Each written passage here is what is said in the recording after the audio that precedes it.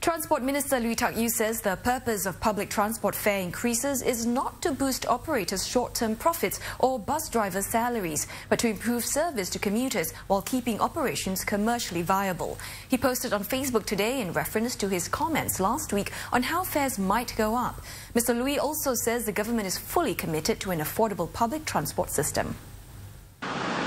To ramp up capacity and bring about further improvements in service in the public transport system, Mr. Lui said more bus drivers and higher salaries are required. A concerted and sustained effort is needed to upgrade the profession, partly to attract more locals. The Transport Minister says salaries need to go up, well beyond the one-time increase earlier this year. Such requirements are costly for operators who also face rising energy costs. Mr. Lui said somebody has to pay for these costs, be it commuters in fares, taxpayers in government subsidies or the operator. So a proper balance needs to be studied very carefully.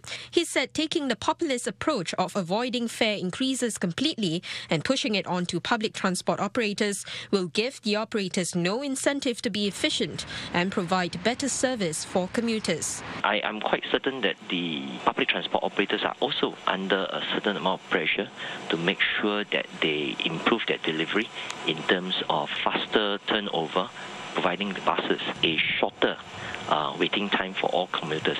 Observers say if fares increase, operators should also be subjected to stricter quality of service standards. If we can have a more restrict how to monitor the quality of service provided by our PTOs, I think this is something the regulators should really try to work it out.